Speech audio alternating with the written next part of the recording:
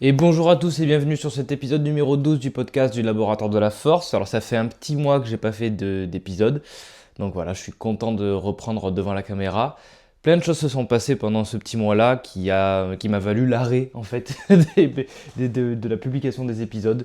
Des petits trucs où je me suis écouté sur lesquels j'aurais pas dû m'écouter, notamment sur la perte en fait de mon habitude de publier quasiment une fois par semaine. Donc j'ai réussi à le tenir sur un petit mois et demi. Puis après, des événements dont je vais vous raconter se sont passés qui ont été des événements très heureux et qui m'ont, on va dire, m'ont pas empêché, mais ont érodé un peu ma capacité à vouloir tenir ça sur la longue durée. Et donc là, c'est mon épisode de reprise. Donc j'espère ne pas être trop rouillé. Et donc dans cet épisode aujourd'hui, on va voir un petit peu le récap de la semaine de stage de mon stagiaire, qui est aussi un de mes clients de longue date en ligne, qui est Clint. Ok, donc on va revoir un petit peu la semaine de stage. Il est venu 5 jours. Ensuite, on va parler de... Dans la même semaine, il y a eu la compétition FNSL Interrégion Île-de-France avec les athlètes qui étaient Jonathan, Étienne et Timothée. Ils sont passés samedi et dimanche. Ensuite, j'ai eu la reprise des coachings sur la semaine d'après, après ce week-end-là. Et j'avais envie un petit peu de débriefer sur la partie réhab et de vous offrir en fait le podcast du guide de la réhabilitation. Donc moi, comment est-ce que j'aborde la réhabilitation, comment est-ce que je fais quand un client vient et a une douleur, et par quoi est-ce que je passe, par quel type d'évaluation je passe, comment est-ce que je détermine les angles douloureux et les tissus à réhabiliter. Et en fait, c'est plus même pour moi, entre guillemets, pour avoir un processus de pensée qui a été dit une fois, parce que j'accumule tellement d'informations dans toutes les formations que je peux faire que parfois j'ai l'impression de faire un trop plein. Et j'ai vraiment la sensation que le fait de donner un podcast et d'essayer de donner le plus de valeur possible aux personnes qui vont écouter ça, d'ailleurs je vous en remercie par avance, mais aux personnes qui vont écouter ça, ça m'aide moi à structurer ma pensée et à donner quelque chose dans l'univers plutôt que de le garder pour moi et de cogiter avec ça dans ma tête. Donc vraiment, ça m'aide à me libérer. Donc c'est une vraie libération de pouvoir discuter et avoir ce genre d'échange, en fait, même si c'est pas avec quelqu'un qui me répond directement, mais à travers la caméra.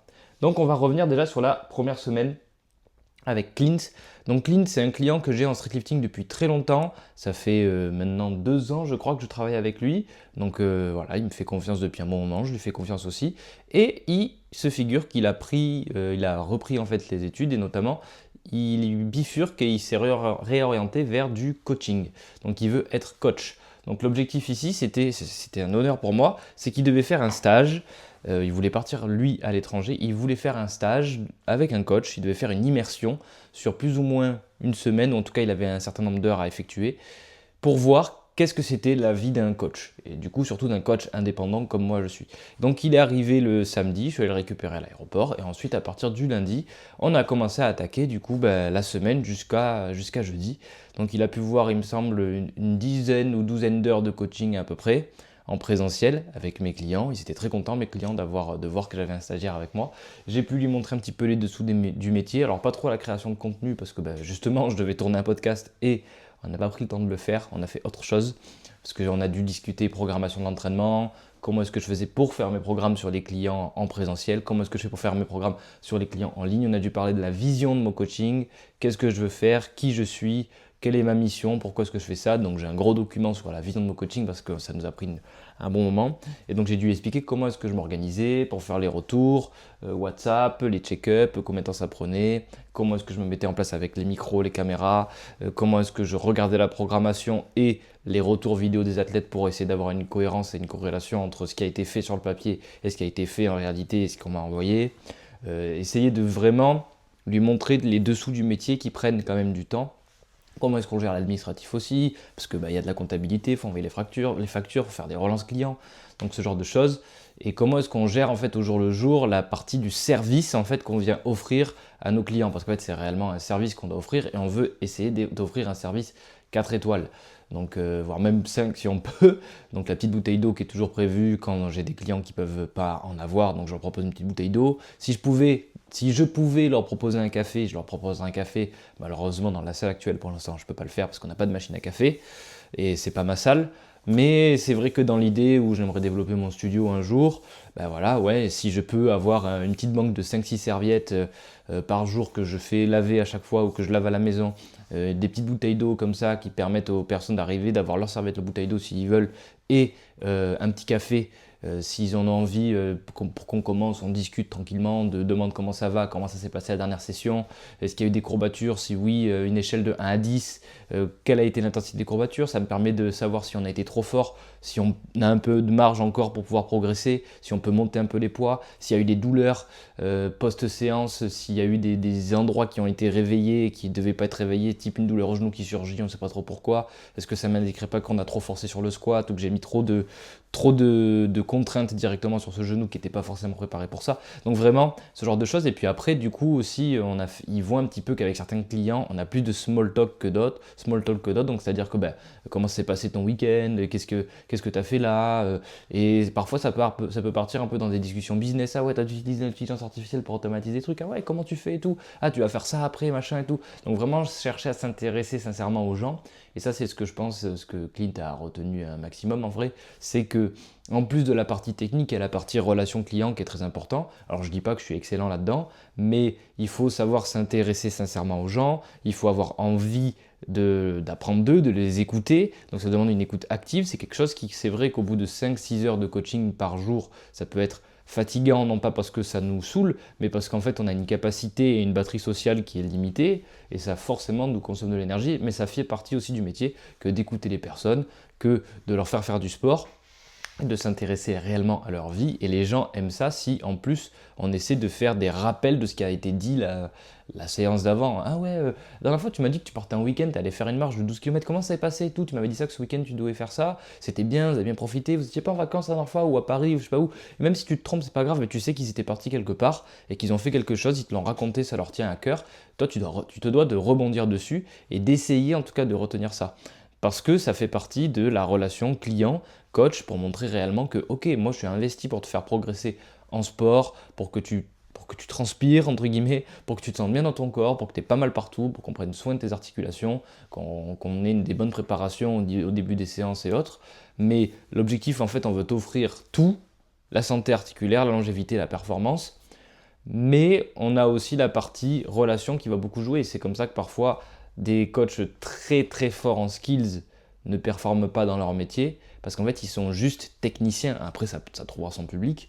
Alors qu'en fait il faudrait réussir à allier et la partie technique et la partie émotionnelle. Il faut quand même beaucoup d'empathie en tant que coach. Et je pense que ça a toujours été une de mes grandes qualités, même plus jeune en fait. Ça se développe je pense l'empathie, mais plus jeune j'avais tendance à écouter les gens, à chercher à essayer de les comprendre et à essayer de leur trouver des solutions et à me remettre en question et à essayer d'écouter ce qu'ils disent et à continuer à chercher à faire en sorte que ça se développe. Et parfois, j'ai remarqué que si je le faisais pas trop, mais si j'avais plein d'événements émotionnels qui se passaient dans ma vie, j'avais plus de mal ou moins de disponibilité à être en écoute active. Et donc il faut que je fasse attention dans ma gestion énergétique. Mais ça, c'est plus une pensée pour moi-même.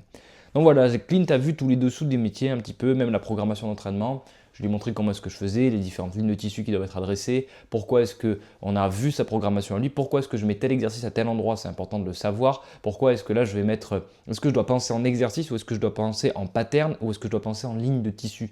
Et en fait on veut plutôt penser en ligne de tissu spécifique et du coup en schéma de mouvement. Donc c'est quelque chose qui va venir après en fait les mouvements. Si je donne des thématiques à mes jours d'entraînement, par exemple je dis ok le jour 1 je vais m'entraîner sur un banc plat à 0 degré pour faire du développé couché. Est-ce que le jour 2 de mon haut du corps je peux recommencer à faire du banc plat? Oui, mais il faut que je change quelque chose. Peut-être que j'ai commencé avec du coup de développé couché en prise serrée, donc en forme I. Peut-être que je pourrais faire un développé couché en forme A ou en forme T. Et en soi j'ai pas changé l'angulation, mais c'est juste que j'ai changé les lignes de tissu qui vont être ciblées, sachant qu'ici on va être un peu plus peut-être sur les triceps, ici un peu plus sur la partie sternale. Ici encore un peu plus haut parce qu'on a un angle de pénétration assez important au niveau des pecs. Donc on peut vraiment cibler les lignes de tissu comme ça et essayer d'apporter un développement harmonieux. Ou alors si on ne voulait pas changer de forme, on avait juste à rehausser le banc de quelques degrés.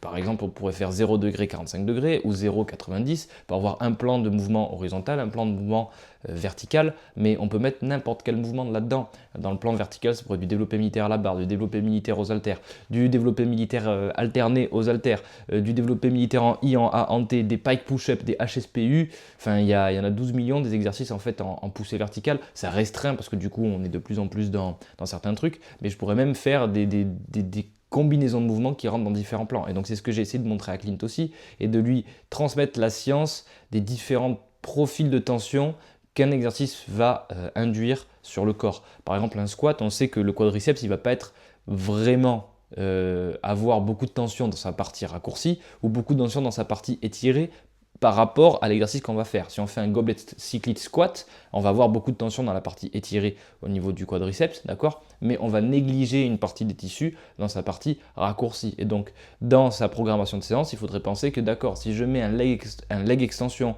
ou un terminal knee bend ou un Patrick step up avec un élastique, ben du coup, je vais venir cibler les dernières lignes de tissu, qui n'ont pas été sollicitées par mon gobelet cyclide squat, et donc je peux avoir une transmission de force qui a été sur tout le groupe musculaire en combinant les exercices et les profils de résistance. On sait qu'un exercice qui va mettre un étirement sur un muscle, on va avoir à peu près 70% du groupe musculaire qui a reçu une force, parce que la force, elle se transmet latéralement dans le groupe musculaire, donc on va avoir que certaines lignes de tissu qui vont être sollicitées. Si je mets un étirement, du coup, elle se propage un peu plus, et c'est d'ailleurs pour ça que l'hypertrophie est supérieure dans des positions qui sollicitent l'étirement, pour cette raison de transmission de force qui va se dissiper via les intégrines et via les costamères et se transférer au fur et à mesure dans les fibres musculaires. Par rapport, à contrario, à des exercices à tension de raccourcissement. On le voit bien dans les études, il y a aussi Jeff Nippard qui en a parlé notamment sur une de ses vidéos où il parle des meilleurs exercices pour l'hypertrophie des triceps. Toutes les positions qui sont en overhead sont supérieures d'un point de vue scientifique parce qu'on a cet étirement en fin d'amplitude qui va provoquer du coup cette transmission latérale de la force et sur une plus grande partie du groupe musculaire qui fait que du coup le triceps a une hypertrophie qui est plus importante, même si on a quand même une hypertrophie qui est régionale. Donc en soi, on pourrait prendre une étude notamment sur des mecs qui font du développé couché, ils n'ont qu'une partie du triceps qui est sollicitée parce qu'en fait le mouvement ne sollicite qu'une portion des fibres musculaires dans un angle bien précis, donc même un mouvement complet n'est qu'un mouvement partiel. Et donc c'était ça la réflexion qu'on avait avec Lynn, c'était d'accord, comment est-ce que je peux faire en sorte de ne pas créer une programmation qui est redondante sur les mêmes lignes de tissu. Par exemple, si je mets des squats et des fentes, alors soit il faut bien que j'oriente mon buste pour dire ok, je fais un goblet cycliste squat pour cibler les quadriceps et je vais faire des fentes bulgares avec le buste penché pour étirer les fessiers, là ça peut avoir du sens. Mais si par contre je fais un back squat avec des fentes neutres, en soi j'ai fait 2 fois le même mouvement, je sais juste que j'ai fait un bilatéral, un unilatéral et j'ai ciblé 2 fois les mêmes lignes de tissu avec la même façon, à part que juste j'ai changé la partie bilatérale et unilatérale. Et ça c'est dommage parce que du coup je rajoute du volume qui ne sert à rien parce que j'ai déjà censément pris tout ce que je pouvais prendre sur mon back squat avec mes 3, 4 voire 5 séries que j'ai pu faire avec une intensité assez importante entre un RPE 7 et RPE 9. Pour l'hypertrophie, il faut se rapprocher de l'échec musculaire ou aller en tout cas proche de l'échec. Et finalement, je ne fais que rajouter un stimuli qui ne va pas être utile pour compléter la stimulation qui a déjà été exécutée via mon back squat. Il aurait mieux valu faire un back squat, et si on veut faire de l'unilatéral, du leg extension en unilatéral, plutôt que de faire un back squat et des fentes. Ou alors de faire un back squat et de faire du sissy squat pour avoir du coup une mise en tension du quadriceps sur la partie neutre et derrière une mise en tension du quadriceps sur une partie étirée, ou un reverse nordic curl, ou un ATG split squat à la limite, si on voulait faire quelque chose qui permette de mettre une composante d'étirement sur les quads. Mais il faut garder en tête aussi qu'on n'a pas la même énergie tout le temps.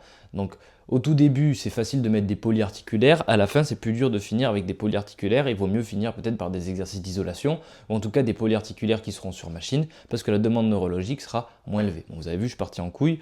Ça doit faire au moins 15 minutes que je discute de la programmation d'entraînement, mais c'est quelque chose qui me plaît. Alors je sais pas que... Ouais, voilà, ça fait 13 minutes, exactement. Donc voilà, on a un petit peu parlé de tout ça avec Clint, donc c'était vraiment l'objectif, c'était de lui développer sa capacité de réflexion de pourquoi est-ce que tu mets cet exercice-là, et est-ce que du coup quand tu mets du bilatéral un jour, est-ce que tu négliges pas l'unilatéral sur un autre jour, et donc est-ce que tu pourrais pas mettre un unilatéral là, mais est-ce que si tu mets 2 exercices unilatéraux dans la même séance, est-ce que ta séance va pas durer 10 ans, est-ce que ton client il est capable d'accepter d'avoir 2 exercices unilatéraux, parce que moi j'ai des clients quand je leur mets de l'unilatéral, si je leur en mets 2, la séance elle dure 1h30, si j'en mets qu'un, et certaines personnes, si je mets que du bilatéral, la séance elle dure une demi-heure. Donc en fait, avec certaines personnes qui vont plus ou moins vite, je peux plus ou moins leur mettre un peu plus d'unilatéral, même s'ils ont l'impression de faire 2 fois le même travail. Finalement, certaines personnes arrivent à mieux le tolérer et d'autres, je sais que si je leur en mets 2, c'est fini. c'est fini, la séance elle va dépasser, ou en tout cas je vais devoir couper quelque part une série pour qu'on rentre dans les clous, parce que ça leur prend beaucoup plus de temps, alors qu'à d'autres, si je leur mets plein d'unilatérales, la séance elle fait 1 heure quand même. Donc ça aussi c'est quelque chose qui, scientifiquement parlant, c'est peut-être pas le plus juste, mais logistiquement parlant, c'est valable, parce que on peut pas dépasser de trop en fait une séance qui est censée durer 1 heure, 1 heure, 1 heure 5 à la limite, s'il y a personne derrière et qu'on peut dépasser par rapport à nos clients. Donc voilà. Donc ça c'était pour la partie avec Lynn, j'espère qu'il a beaucoup appris, en tout cas j'ai eu des bons retours, notamment de ses professeurs, qui ont dit qu'apparemment je serais un rôle modèle de coaching. Alors moi je me considère pas comme un modèle encore pour l'instant, ça dépend des jours et des phases dans lesquelles je suis, parfois je me sens un super-héros, parfois je me sens juste pas très fort dans ce que je fais, mais je pense que c'est lié au fait que je consomme énormément de contenu et que parfois je me remets beaucoup en question et j'ai du mal à bien cristalliser les choses. Donc j'ai besoin d'échanger et c'est pour ça que je parle devant la caméra. Ensuite, on a eu du coup la partie où je suis monté à Paris le vendredi soir pour la compétition FNSL Interrégion Île-de-France du coup pour Timothée, donc pour d'abord Jonathan qui est passé dans les catégories moins de 101 kg il me semble, Étienne en moins de 73 et le lendemain le dimanche du coup Timothée en moins de 87. Alors déjà pour tout vous dire, les trois ont fait des podiums. Voilà. J'ai sur 3 athlètes 4 podiums.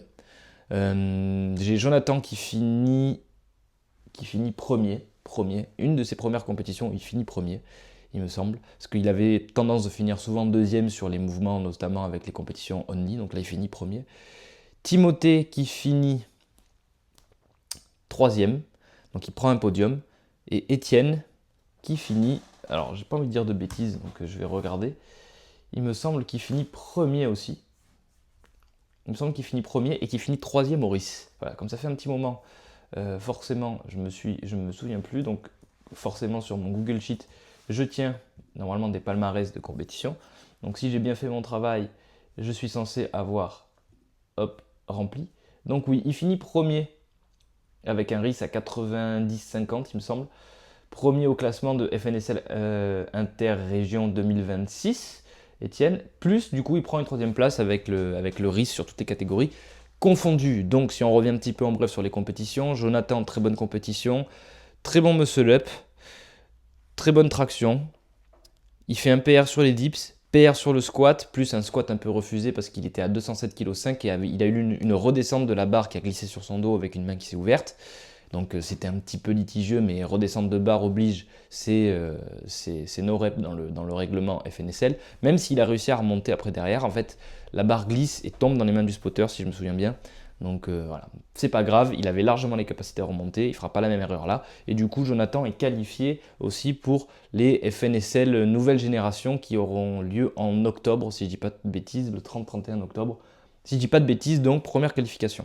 Ensuite, j'ai eu Étienne, du coup dans la même journée, donc journée quand même très éprouvante parce qu'on se lève autour des 6-7 heures du matin, il faut être là-bas vers la pesée à 8 heures, et puis du coup le temps de la compétition qui a pris quand même pas mal de retard, il y a eu quasiment 3 heures sur le samedi de retard, les moins de 73 devaient commencer autour des 13 heures si je dis pas de bêtises avec une pesée à 11 heures, finalement on a commencé plutôt vers 15h10 je crois, donc c'était un peu chaud patate, même pour les athlètes, du coup ils se sont hypés de fou, puis après ils ont encore un peu de redescente, puis ils ont du stress qui remonte et tout, donc c'est pas forcément facile pour eux à gérer cette partie-là, donc ça peut forcément un peu affecter les performances. Mais qui plus est, Étienne m'a fait un très bon match, on a un peu géré en dessous de ce qu'on devait faire légèrement.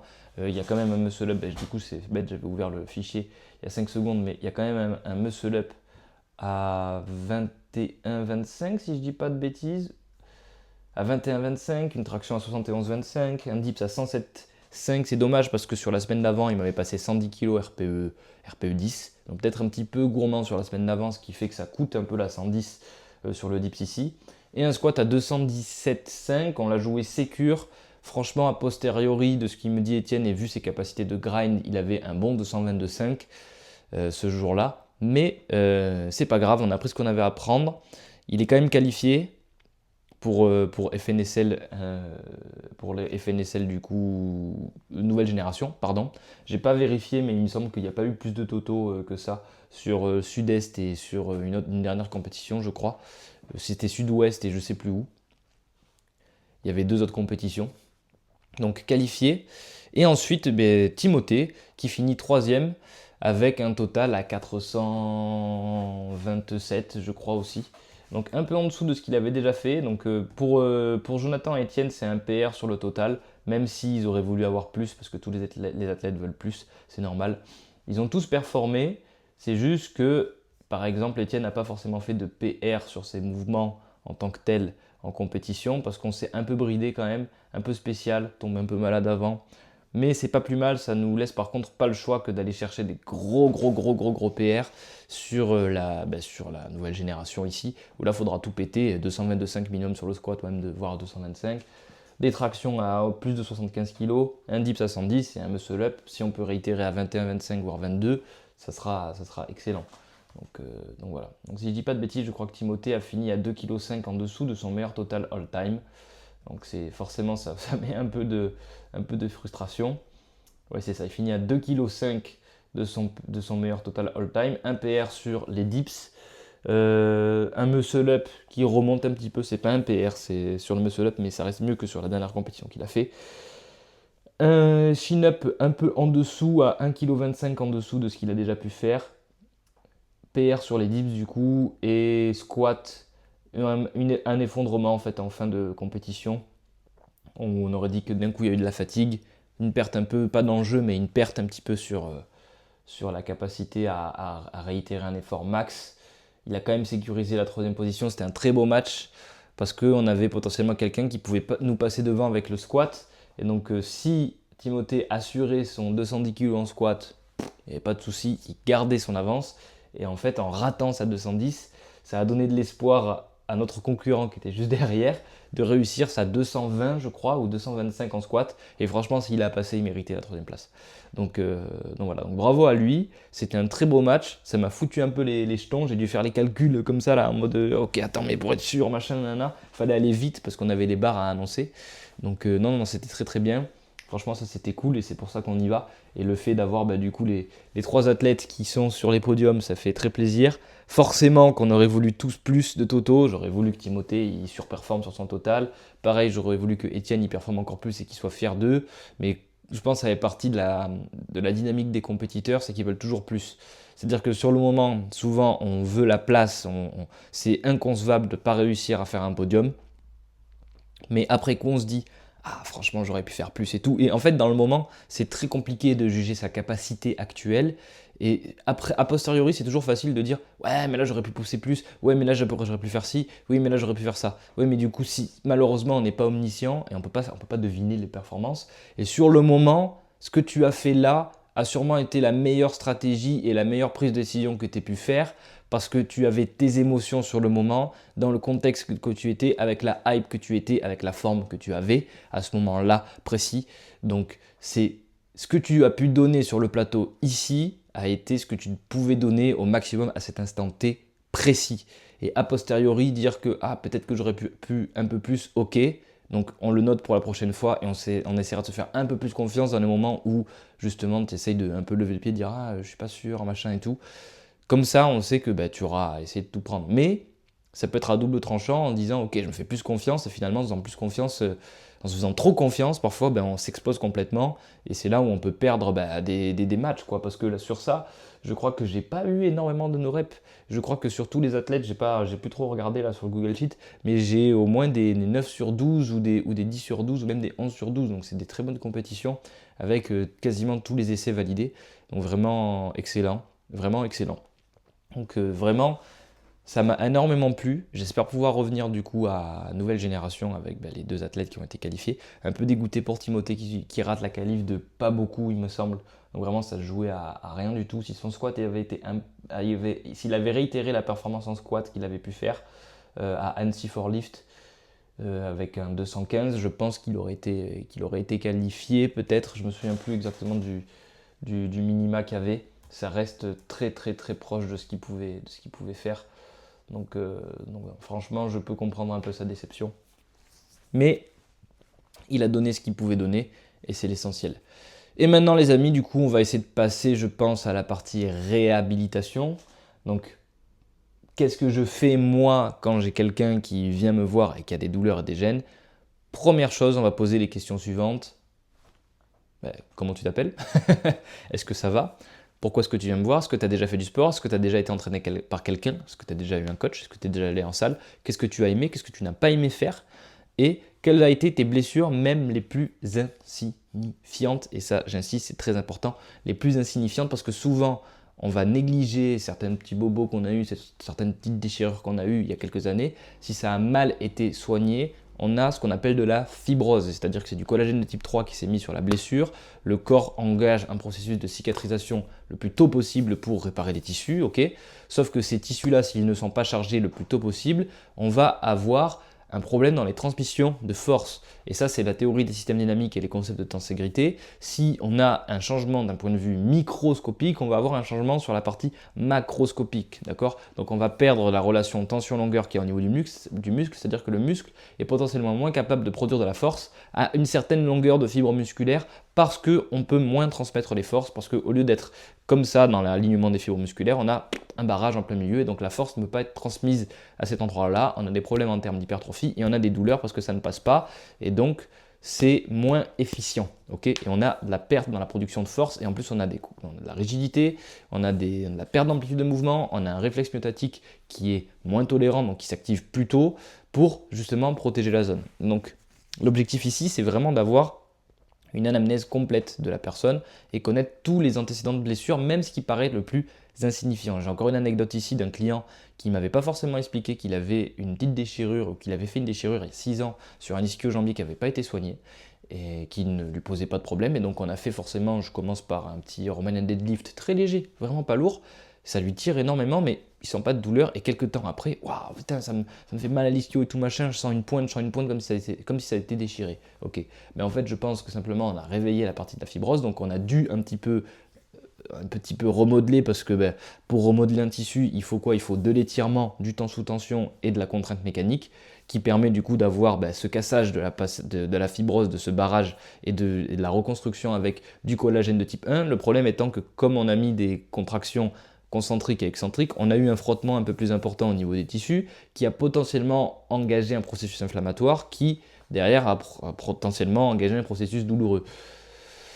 Là, par où il aurait fallu recommencer, ça aurait été de commencer directement dans une position qui étire progressivement, où le client peut gérer du coup sa tension via l'étirement, donc par exemple en position de chevalier servant avec le bassin rétroversé et un étirement au niveau des ischios, et une force active où je viens planter mon talon dans le sol pour venir contracter mon ischio-jambier et donc envoyer la direction dans laquelle le tissu et le collagène doivent se déposer, 2, envoyer un message de remodelage du collagène pour passer du collagène de type 3 au collagène de type 1 qui est plus résistant à la traction, ok. 3, bénéficier des effets des contractions isométriques qui permettent de diminuer la douleur. 4, réinitialiser le fuseau neuromusculaire et repousser un petit peu le réflexe myotatique qui a été mis un peu trop tôt au moment du mouvement pour déclencher du coup un mécanisme de protection et éviter qu'il y ait une blessure et donc rassurer le système nerveux et réinitialiser par contre, redonner cette capacité de production de force par rapport à la courbe tension-longueur et donc restaurer le tissu sain dans un premier temps et ses premières capacités. Donc c'était un petit peu l'objectif. Donc premier niveau, c'est anamnèse. Deuxième niveau, c'est rotation articulaire contrôlée pour voir comment est-ce que le client bouge. Est-ce qu'il a des stratégies de compensation? Par exemple, pour les hanches, quand on fait des rotations articulaires contrôlées, souvent quand on fait la rotation interne plus l'extension de hanche, on va avoir une compensation avec le bassin. Si le client se plaint potentiellement d'avoir des douleurs dans le bas du dos, est-ce que c'est qu'une hypothèse? Est-ce que le manque de dissociation hanche-dos, par exemple bassin-dos, colonne vertébrale lombaire, ne pourrait pas expliquer une partie des douleurs parce que quand il fait sa rotation interne plus son extension de hanche, il compense avec le dos. Donc c'est-à-dire que c'est le dos qui remplit le rôle de l'extension. Donc ça peut être une partie de la mobilité qui est du coup le contrôle moteur, être en capacité de dissocier et de dissocier les segments osseux et de faire vraiment en sorte que la hanche fasse le travail d'une hanche et que le dos fasse le travail d'un dos, d'accord? Donc avec les fonctions primaires et autres de l'articulation, notamment le dos qui va être aux alentours, enfin la colonne vertébrale, ça sera plutôt la flexion et l'extension, et la hanche, ça sera plutôt la rotation interne et la rotation externe. Donc ça, c'est les prérequis articulaires sans lesquels on ne peut pas travailler sur les fonctions secondaires qui vont être plutôt concentrées sur les tissus musculaires, donc flexion, extension pour la jambe, pour la hanche, adduction, abduction. D'accord? Et pour la colonne, ça sera tout ce qui va être inclinaison, donc flexion latérale de la colonne, rotation. Donc tout ça, c'est des exercices, c'est des fonctions qui vont être secondaires et vont plutôt adresser les tissus musculaires, alors que quand on fait plutôt de la flexion et de l'extension sur la colonne, on sera plutôt sur la capsule articulaire, mais on passe par la contraction musculaire pour aller adresser et toucher la capsule articulaire. Et la même chose pour les rotations internes et externes de la hanche. Quand on vient utiliser les rotations, on passe par les muscles qui sont des générateurs de force, qui via la transmission latérale de force et les concepts de tenségrité vont venir impacter la capsule articulaire qui est les tissus les plus profonds. Et on sait qu'on a des muscles, notamment les obturateurs internes et externes, qui sont directement insérés dans la capsule articulaire, qui si je les mets en tension, vont permettre de venir tirer sur la capsule articulaire qui est simplement une excroissance du ligament. Okay, c'est un ligament un peu plus épais qui, elle, est riche en mécanorécepteurs et qui donc renvoie énormément d'informations au système nerveux. Et en fait, votre corps ne voit qu'à travers cette capsule articulaire. C'est-à-dire que on a quasiment 60-70% des informations proprioceptives qui remontent par les capsules articulaires. Et après, tout le reste, ça va être le système vestibulaire, le système visuel, le système tactile ou autre ce que vous voulez. Donc les mécanorécepteurs qui sont dans la capsule articulaire sont des informations que le cerveau veut, et donc le mouvement n'est pas produit d'abord en pensant au mouvement via un programme, il est produit parce que on a des informations qui remontent de la capsule par rapport à la capacité des tissus et à comment est-ce que la capsule articulaire est en termes de santé, et donc à quel mouvement on a accès. Cette information remonte directement au niveau du système nerveux. Le système nerveux va réguler le tonus musculaire autour de la capsule pour bloquer certaines amplitudes ou pas en fonction des potentiels dangers, et il va utiliser tout ce qu'il estime avoir à disposition et sous contrôle pour effectuer le mouvement que vous allez lui faire en fonction de la contrainte de la tâche, de l'environnement, des contraintes internes.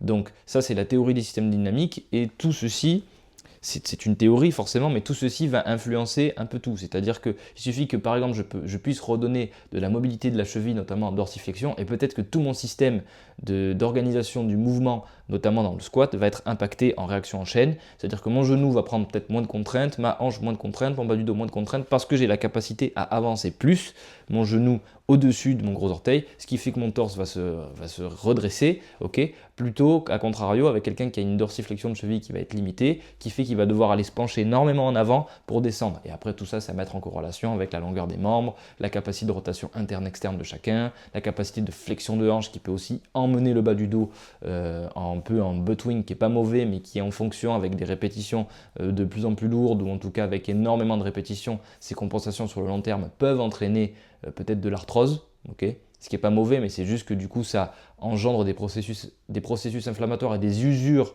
qui ne devraient pas avoir lieu parce que en fait, le dos ne remplit pas son rôle de dos et compense le rôle d'une hanche qui ne remplit pas sa rôle de hanche. Donc les compensations, c'est pas mauvais, c'est juste un mécanisme de survie pour pouvoir effectuer la tâche qui a été demandée à un instant T. Donc dans le processus de réhab, tout ça, ça doit être élucidé et regardé, d'accord? Et pour ça, on utilise les rotations articulaires contrôlées et si possible des évaluations articulaires de façon linéaire sur des tables de massage pour vraiment avoir les capacités de mouvement articulaire, notamment entre les amplitudes passives et les amplitudes active, parce qu'en fonction des stratégies utilisées pour développer la mobilité, donc le contrôle moteur, la force et la souplesse ne vont pas être les mêmes. Si j'ai quelqu'un qui a déjà énormément d'amplitude passive, je n'ai aucun intérêt à lui mettre des étirements de 2 minutes. Si par contre je vois qu'il a un gros gap entre son amplitude active et son amplitude passive, si je renforce encore l'amplitude passive, je vais juste augmenter encore plus le gap. Et c'est pas l'objectif. L'objectif, c'est que si l'amplitude passive est suffisante par rapport à son contexte, par rapport à son contexte sportif, par rapport à ce qu'il a besoin dans la vie de tous les jours, je dois ensuite, mon rôle, c'est de chercher à faire en sorte que cette amplitude soit contrôlée, parce que le jour où il se retrouve là-dedans, il y a compensation et blessure parce qu'il ne peut pas générer de la force et on ne contrôle pas les amplitudes dans lesquelles on ne peut pas aller activement. Donc si je dois m'y retrouver, en fait mon corps va juste aller compenser avec autre chose et ce qui va compter, ça va être du coup de réduire le gap entre cette amplitude passive et cette amplitude active avec au moins 15-10 degrés d'écart. Et pour ça, on ne va pas utiliser les 2 minutes de contraction avant les pace and raise, mais on va peut-être plutôt utiliser des outils de fin d'amplitude, notamment les passive range hold et les passive range lift off, et autres comme les hoover, les end range rotational training, qui ont pour objectif du coup de développer le contrôle moteur sur les tissus dans la partie les plus raccourcies et maximiser l'angle du coup qu'on a utilisé.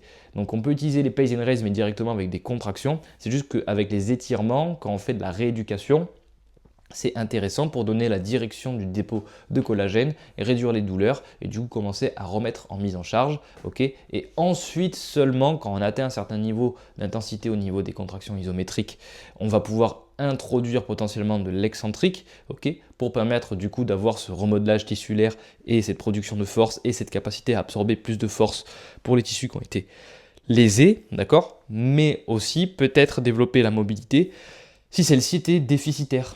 Voilà. Et du coup permettre de répartir un peu mieux les contraintes au niveau des articulations pour un seul et même mouvement et obtenir ce qu'on appelle de la variabilité de mouvement, donner plus de capacité à effectuer un mouvement plutôt que de simplement passer tout le temps par les mêmes lignes de tissu parce qu'on n'a pas la capacité à dissiper les forces d'une autre façon. Et c'est ce qui peut du coup engendrer une contrainte beaucoup trop importante sur des tissus qui ont une capacité qui n'est pas assez élevée, ou en tout cas des contraintes qui vont à long terme dépasser la capacité des tissus. Donc en fait avec cette stratégie-là, on a fait quoi? On a augmenté la capacité des tissus, on a donné plus de variabilité de mouvement, et en donnant plus de variabilité de mouvement, on a aussi réduit les contraintes. Donc si on a plus de capacité et qu'on a moins de contraintes sur un même tissu, parce qu'on a plus de chemin pour dissiper l'énergie qu'on va transmettre au niveau des tissus, bah, tout simplement, on va moins se blesser. Donc en tout cas, on aura fait le nécessaire.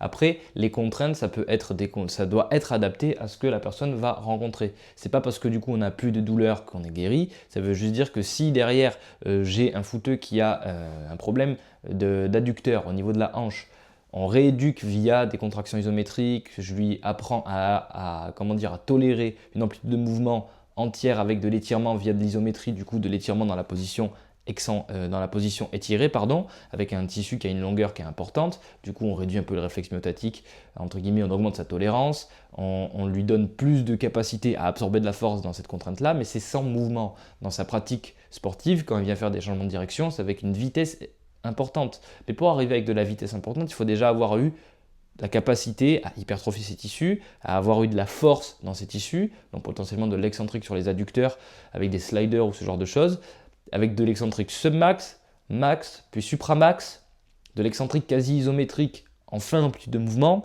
parce que c'est là où on est le moins fort, et c'est souvent là où les blessures arrivent, et donc l'objectif c'est de tolérer le plus de contraintes ici, mais si on a des contraintes de vitesse sur des changements de direction, il va falloir exposer ces tissus à des contraintes de vitesse. Et vous avez vu que depuis tout à l'heure, je n'ai pas cité beaucoup d'exercices, c'est juste, il faut penser en fin d'amplitude de mouvement. Je dois renforcer les tissus dans la partie étirée. Pourquoi? Parce que là où on a le plus de blessures qui arrivent, c'est dans les parties excentriques rapides. Voilà, c'est quand on va devoir faire un changement de direction, on va devoir ouvrir rapidement la jambe sur le côté, amortir, faire une contraction isométrique et repartir. Et bien sur cette amortie-là, si le tissu n'est pas capable d'absorber les forces et à déléguer les forces au tissu musculaire, tendineux et ligamentaire, pouf, ça pète. Donc après, du coup, on se fait les ligaments médiaux, enfin un ligament médial ici, ou alors on se fait une déchirure des adducteurs, parce que excentrique, rapide, là on a le plus haut niveau de contrainte, et donc c'est à ça qu'il faut progressivement s'exposer pour avoir un aspect de prévention maximale au niveau des tissus.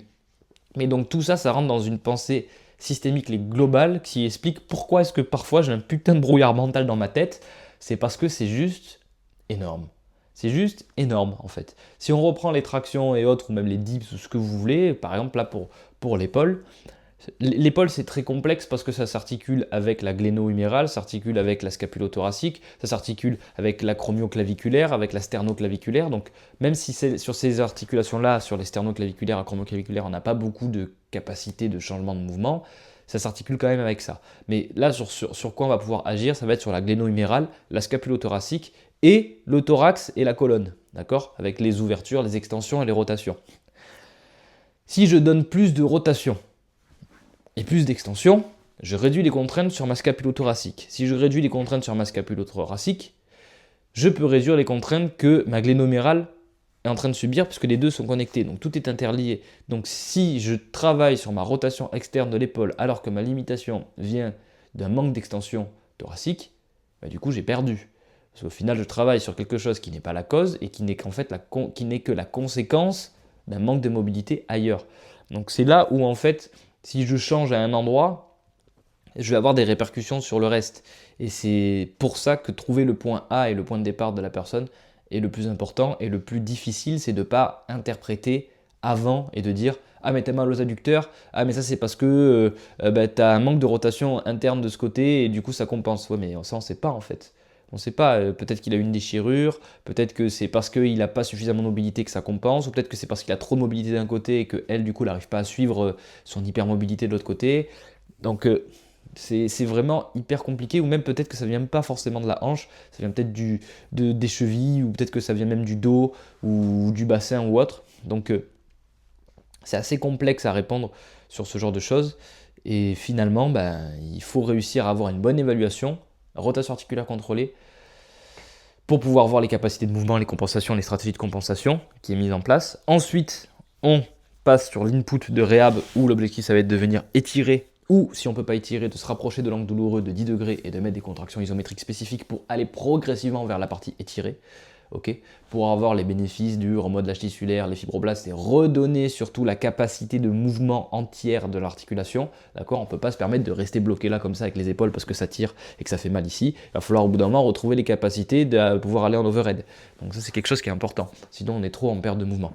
Donc ça, bien identifier les mouvements et les facteurs limitants. Développer la mobilité si c'est nécessaire avec les bons outils, mais pas forcément avec des étirements si c'est pas nécessaire parce qu'on a trop d'amplitude de mouvement passive et être spécifique à ce que la personne a besoin. Si ça doit être que de l'amplitude active, eh ben on fait que de l'amplitude active sur le travail pour pouvoir combler le gap entre amplitude passive et amplitude active. Et après, exposer progressivement le tissu à plus en plus de force. Donc c'est tout le temps dans la fin d'amplitude de mouvement, mais avec de plus en plus de contraintes excentriques, isotoniques en submax ou max petit à petit, de l'endurance si on a besoin d'endurance, de la force max si on a besoin de la force max, ok. Et le but, c'est reconstruire une architecture tissulaire, ok, des tissus conjonctifs, leur apprendre à déléguer plus de force pour qu'ensuite derrière on puisse utiliser sur les mouvements du quotidien. Et après, si on a besoin de vitesse, comme par exemple un muscle up avec une rotation interne de l'épaule, se préparer à ça. Mais si on n'a déjà pas l'amplitude articulaire nécessaire pour faire la rotation interne lorsqu'on va passer sur le muscle up, ça ne sert à rien d'entraîner ses tissus à sa vitesse parce qu'on va toujours avoir des compensations et donc on va toujours avoir les trapèzes ou en tout cas l'élévation de la scapula qui va venir du coup engager des muscles qui ne devraient pas être engagés là-dedans et à long terme, toujours des contraintes sur les mêmes lignes de tissus qui sont tout le temps chargés de la même façon, ça entraîne des blessures. Voilà. J'espère que c'était à peu près clair. Si vous avez des questions ou autres, vous n'hésitez pas. Vous avez mon lien aussi du school et vous avez un lien aussi pour aller chercher votre guide de la mobilité en bas dans mon site internet. Okay, donc vous cliquez sur mon site internet, c'est le premier truc qui va sortir, c'est le guide pour développer la mobilité. Vous entrez votre nom, votre mail et vous pouvez récupérer votre guide gratuit si ça vous intéresse. Et si vous voulez que j'essaye de vous aider avec votre réhabilitation ou vos performances sportives, n'hésitez pas à m'envoyer un DM sur Instagram ou à compléter le formulaire de demande de coaching qui doit se retrouver dans ma bio Instagram aussi. Voilà. J'espère que ça vous a plu et que je ne vous ai pas trop manqué pendant ces semaines-là et que ce podcast a pu vous apporter un maximum de valeur. On se dit à la prochaine, à très vite.